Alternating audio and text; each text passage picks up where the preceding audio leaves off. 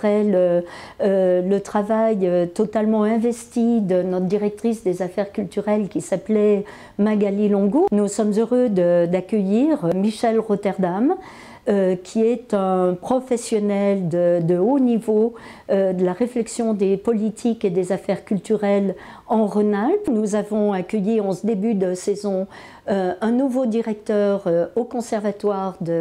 régional de Saint-Étienne. Et là encore, c'est toute une réflexion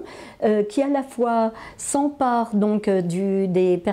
directeurs, qui est à la fois de faire l'analyse, bien entendu, de toutes les compétences, de valoriser tout le positif de l'état des lieux et de nous aider à avoir une vision neuve, parfois, de savoir dans quelle orientation nous pouvons aider chacun de nos établissements et chacune de nos politiques à aller plus loin encore dans la satisfaction des publics et des missions que nous nous sommes confiées. Nous pouvons dire qu'il y a aussi deux gros chantiers qui vont permettre de regarder le renouvellement de deux institutions.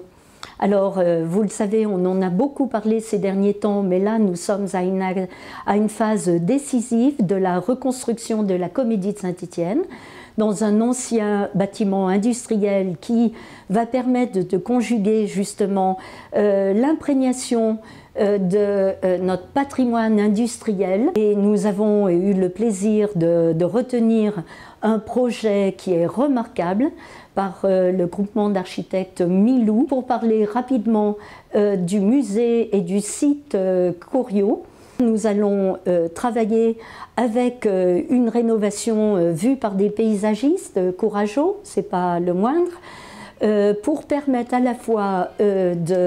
d'avoir une extension de ce poumon vert vraiment à la porte du centre-ville de Saint-Étienne et conjointement à cette rénovation du parc, il y aura la rénovation des bâtiments qui ont été classés monuments historiques. Dans un an, nous aurons à la fois l'accès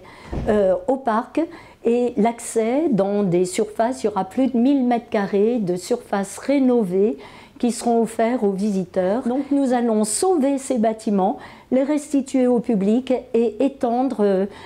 sur ces mêmes espaces des lieux tout à fait favorables à découvrir le véritable patrimoine historique de tout ce qui fait notre lien à la mine à Saint-Étienne.